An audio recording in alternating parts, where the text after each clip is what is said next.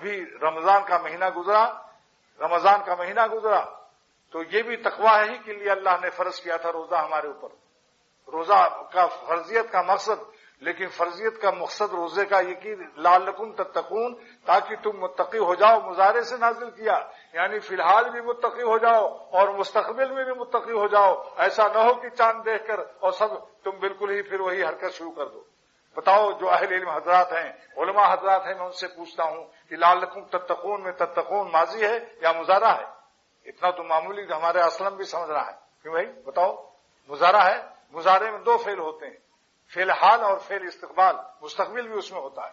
تو کیا مطلب کہ روزہ ہم نے اس لیے فرض کیا کہ تم پورے مہینے میں متقی رہو، اور اس کی برکت سے، اس تربیت اور مشق اور تمرین کے صدقے میں تو سارا سال تم متقی رہو. بتاؤ، آج پہلی دفعہ زندگی میں یہ مضمون اللہ تعالیٰ حق تعالیٰ کی عطا سے بیان کر رہا ہوں کہ لعلکم تتقون، اے ایمان والو میں نے تمہارے اوپر روزہ اس لیے فرض کیا ہے کہ تم اس زمانے میں بھی متقی ہو جاؤ اور آئندہ بھی متقی رہو. پوچھو علماء سے کہ لعلکم تتقون کون سے گا ہے. یہ آج پہلا مضمون پہلی دفعہ زندگی میں اللہ تعالیٰ کی عطا سے بیان کر رہا ہوں. میرے پینے کو دوستو سن لو، آسمانوں سے میں اترتی ہے.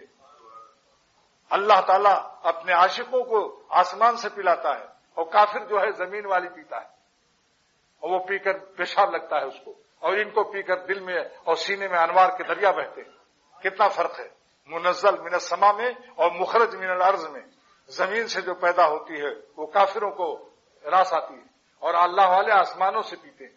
اللہ کی رحمت سے یہ مضمون عطا ہوا کہ رمضان کا مقصد یہ ہے کہ تم رمضان میں بھی متقی رہو، اور رمضان کے بعد بھی لعلکم تتقون. علم عظیم اللہ تعالیٰ نے عطا فرمایا آپ لوگوں کی برکت سے کہ مستقبل میں بھی متقی رہو. یہ نہیں کہ بس چاند نظر آیا اور بس سینما میں لگا لیا لائن اور سارے گناہ جتنے تھے سارے گناہ شروع کر دیے. یہ طریقہ، یہ اس شخص نے رمضان کا مقصد فوت کر دیا.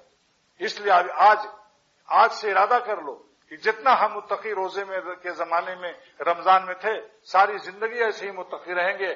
اور پھر اس کے بعد رمضان اللہ ہم کو سب کو عطا فرمائے، پھر روزہ اور تراویح عطا فرمائے، تو پھر تازہ ہو جائے گا یہ مادہ تقویٰ اور صلاحیت تقویٰ اور نور تقویٰ. پھر ہمیں رمضان میں اللہ تعالیٰ اگلے رمضان کو عطا فرمائے.